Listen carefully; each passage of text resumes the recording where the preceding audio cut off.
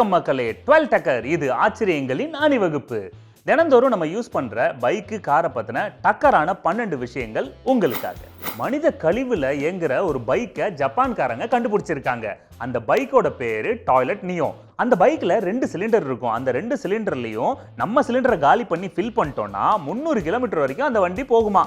அப்ப பைக்ல இருந்து வர்ற போக ஹில்டர் பிராண்ட், உல்ஃப் முல்லர், இவங்க 2 பேரும் சேர்ந்து தான் 1894ல மோட்டார் சைக்கிள் அப்படின்ற வார்த்தையை கண்டுபிடிச்சிருக்காங்க. நான் கூட சின்ன வயசுல நினைச்சிட்டு இருந்தேன் சைக்கிள்ல மோட்டாரை கட்டி போறது தான் மோட்டார் சைக்கிள்னு. எவ்வளவு வெகுளியா இருந்திருக்கேன் பாருங்க. இப்போ வரைக்கும் அப்படிதான் இருக்கேன். சைனாக்கு எதிராக நிக்கிற நாடுகள்ல முக்கியமான நாடு பிரிட்டன். ஆனா வேடிக்கை பாத்தீங்கன்னா பிரிட்டன்ல ஓடுற கார்கள்ல ஆவரேஜா 4 கார்ல 1 கார் வந்து சைனா ஓடுதுங்க. பிரிட்டனுக்கு போனா சைனாக்கார கார் ஓட்டணுங்கிறதுனால தான் நான் அங்க போறதே இல்லை. நீங்க நம்பலனாலும் அதான் நிஜம். 2ஆம் உலக போருக்கு அப்புறம் சொந்தமா கார்களை நாங்களே தயாரிச்சுக்கிறோம் போங்கடா அப்படின்னு சொல்லிட்டு அமெரிக்கா சொந்தமா கார்களை தயாரிச்சுது. ஃபேன்சியா பெருசா தயாரிச்ச காரை போட்டி போட்டு வாங்கினாங்க. ஆனா வாங்கிட்டு போன எல்லா கார்லயும் 24 டிஃபெக்ட்ஸ் இருந்திருக்கு. அந்த 24 டிஃபெக்ட்ஸும் உயிருக்கு பாதகம் வைக்கிற டிஃபெக்ட்ஸ். சொந்த காசுல சூனியம் வச்சுக்கிறதுல நம்மளை மிஞ்சிருவான் போல் இருக்கு அமெரிக்காக்காரன். நம்மளன்னு சொன்னது என்ன? பூண்டு நம்ம உயிரை மட்டும் இல்லைங்க, காரோட கண்ணாடிகளையும் காப்பாற்றும். சில கண்ணாடிகள்ல ஓரத்துல கிராக் விழுந்திருக்கும். அது போக போக விரிசல் அடைஞ்சு பெருசாயிடும். அதனால நீங்க பூண்டை கட் பண்ணி அந்த விரிசல் விழுந்த இடத்துல நல்லா ரப் பண்ணீங்கன்னா, அதாவது நல்லா தேய்ச்சிங்கன்னா அது மேலும் உடையாம அப்படியே பாதுகாக்குங்க. ஏன்னா கொஞ்சம் நாரும், அதுக்கு நீங்க பெர்ஃப்யூம் வச்சுங்க. த கிரேட் சீல் ஆஃப் ஓவின் கிளின்வர். இந்த பேரெல்லாம் எப்படி கூப்பிடுறாங்கன்னு தெரியல. இவர் தான் வேல்ஸோட இளவரசர். இவர் உலகத்தோட முதல் ஹெல்மெட்டை, நம்ம இப்போ யூஸ் பண்ற மாதிரி ஹெல்மெட்டை அப்பவே யூஸ் பண்ணியிருக்காரு. 1359வது வருடம் போருக்கு குதிரையில போகும்போது சேஃப்டிக்காக அந்த மாதிரி ஒரு ஹெல்மெட்டை யூஸ் பண்ணாரு. அதுல என்ன விசேஷம்னா, நம்ம யூஸ் பண்ற வைசார் மாதிரி இரும்புல ஒரு வைசாரும் போட்டிருந்தாரு.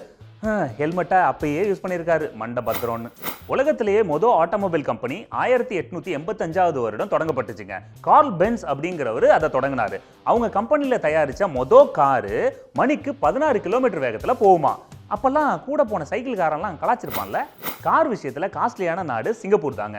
ஏன்னா அங்க வந்து கார் வாங்கணும்னா உங்க சொத்தை வித்து தான் டாக்ஸே கட்டணும். அந்த அளவுக்கு டாக்ஸ் தாளிச்சிருவாங்களாம். பிகாஸ் அங்க வந்து இடம் கம்மி, மக்கள் தொகை அதிகம். ஸோ எல்லாரும் கார் வாங்கிட்டா இட வசதி இல்லாம போயிடும் அப்படிங்கிறதுனால இந்த ரூலை பாஸ் பண்ணியிருக்காங்க. மக்களும் அதை புரிஞ்சுக்கிட்டு மெட்ரோ ட்ரெயினை தான் யூஸ் பண்றாங்க. நம்ம ஊர்ல எவன் கேட்கறான்? நான் காரை வாங்கி என் பக்கத்து தெருவில் நிறுத்திருக்கேன். உலகத்திலேயே அதிவேகமான அண்ட் காஸ்ட்லியான கார்கள் இருக்கிற ஒரே நாடு அப்படின்னு கின்னஸ் ரெக்கார்டில் இடம்பெற்ற நாடு துபாய். அந்த ஒரு போலீஸ் டிபார்ட்மெண்ட்ல 16 சிலிண்டரோட 1000 ஹார்ஸ் பவரோட மணிக்கு 407 கிலோமீட்டர் வேகத்தில் போகக்கூடிய கார்கள் இருக்கு. திருடன் தப்பிச்சானா அடுத்த 10 செகண்ட்ல பிடிச்சிருவாங்க. நம்ம ஊர்ல தான் திருடன் தப்பிச்சு டிநகர்ல போலீஸ் வண்டியை ஸ்டார்ட் பண்றதுக்குள்ள இவன் திண்டிவனம் போயிடுவான். பிரேசில்ல ஓடுற கார்கள்ல 92% எத்தனால்ல தாங்க ஓடுது. அந்த ஊர்ல எத்தனால வச்சு கார்கள் ஓட்டுறாங்க. நம்ம கைகளை கழுவிக்கிட்டு இருக்கோம். அதாவது நான் சானிடைசரை சொல்றேன். உலகின் முதல் கார் விபத்து 1869 அயர்லாண்டில் நடந்திருக்குன்னு ரெக்கார்ட்ல இருக்கு. என்னோட முதல் கார் விபத்து ஒரு 10 வருஷத்துக்கு முன்னாடி நடந்தது. காருக்கு எந்த அடியும் இல்லை, என்ன தான் அடி வெளுத்துட்டானுங்க. பிகாஸ் அது என் ஃப்ரெண்டோட கார்.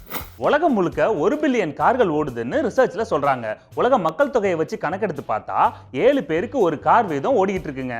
போற போக பார்த்தா வீட்டில் சோறு இருக்குமோ இல்லையோ, எல்லார் வீட்லையும் கார் இருக்கும் போல இருக்கு. ஓகே மக்களே, மீண்டும் சந்திப்போம்.